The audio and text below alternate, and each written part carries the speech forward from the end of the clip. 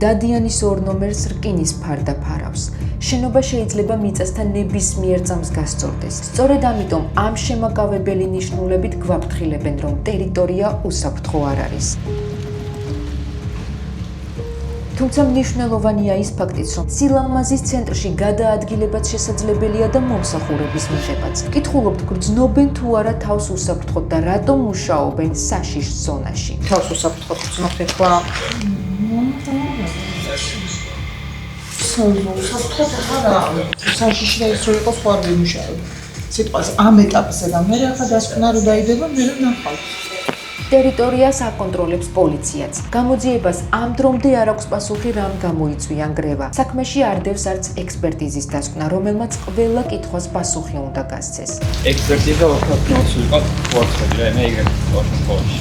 ექსპერტიზის დასკვნა თუ არის, ეგ მაინტერესებს და ვისი პასუხისმგებლობა შეიძლება რომ დადგეს? არ ვიცი, მაგრამ ინფორმაცია არ აქვს. რა მიზეზები არსებობს ნგრევის? არ ვიცი, აბსოლუტურად არაფერი ვერ გეკითხება. უბრალოდ ვიცით, მოქალაქის უსაფრთხოებას რომ აღარ არ შეიძლება და ამის გამოვართ.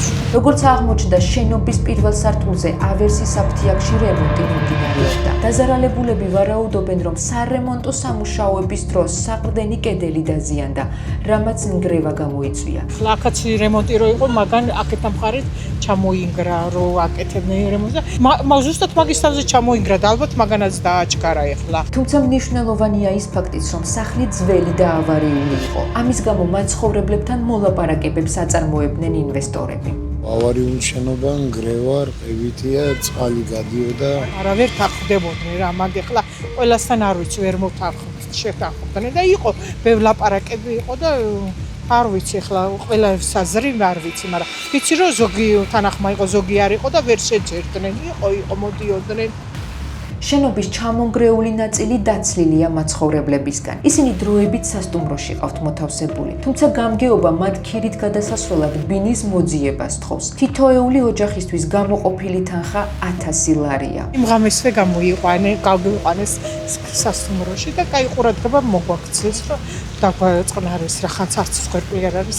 რეკრებაზეც გამგეობაში და ეხლა მოლაპარაკებები გვიბარებენ და საფრთხეს ვიქნება რაღაცა მაგ გამორიცხულია ცხოვრება. თბილისში მდებარე შენობების უმეტესობა საბჭოთა ეპოქაში აშენდა გრძელვადიანი ექსპლუატაციის გარეშე. დღეს კი მათ სიცოცხლის ვადა აქვთ ამოწურული. 2023 წლის მონაცემებით თბილისში 10,000-მდე ავარიული შენობაა. უმეტეს მათგანში სარეკონსტრუქციო სამუშაოები წლებია არ ჩატარებულა.